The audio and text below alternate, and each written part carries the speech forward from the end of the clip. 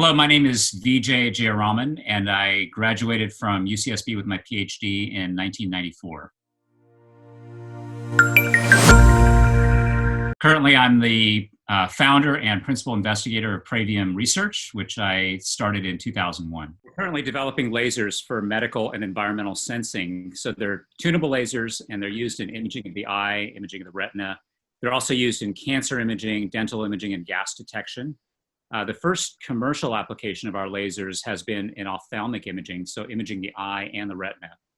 And one of the things I think that I feel the most privileged to be a part of is that these lasers are now used in ophthalmic surgery systems. So surgery for cataract now employs a laser from Praevium. So I think that's probably the most exciting thing, is to see the semiconductor research end up in actual clinical use in a surgery application. I can't think of another department in photonics that is as strong in the world as UCSB. So I think it played a tremendous role in where I am today. I think several factors contributed. In particular, I had an extraordinary dissertation project that was given to me by my advisor, Dr. Larry Coldren. And I had an amazing opportunity. I was very privileged to be part of that. And it was the development of a new type of tunable laser that ended up having a pretty big impact on telecommunications. So that gave me a firsthand experience of seeing research in the lab make a difference, not only in the marketplace, but in just sort of daily life. It was also the interdisciplinary nature of UCSB gave me the confidence to venture into interdisciplinary areas, so that when I started thinking about applying lasers to medicine, I had some confidence that I could go and approach a medical researcher and we could have a productive conversation. But I think that the need for entrepreneurship is just growing, particularly in interdisciplinary areas. So my field is the application of electrical engineering to medicine. And I think that's only going to grow in the next 20, 30 years. And particularly, think about the pandemic we're currently in. I think my advice would be all encouragement. Start by recognizing the opportunity you've been given. Best faculty in the world, probably one of the top 5 institutions in the world in electrical engineering.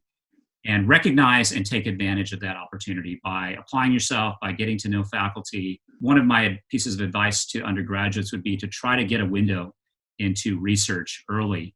UCSB, you have an exceptionally accessible faculty, so try to get to know them, maybe try to get an internship or even an unpaid position in a lab where you get an exposure to kind of the research that's going on. And I think that fuels a lot of excitement and gives you motivation to get through those fundamental courses that can be some of the hardest. And then the third thing I would probably say would be a bit counterintuitive. It would be develop a rhythm of work and rest that is sustainable for the next 30 or 40 years. So the temptation, especially as a graduate student, is to just work all the time. I worked 7 days a week probably for the first couple of years.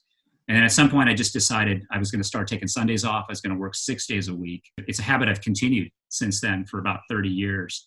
It's really helped me to maintain enthusiasm, excitement about what I'm doing. It's helped me to recharge. I think it's probably made me more productive. I don't think Praevium would be where it is today.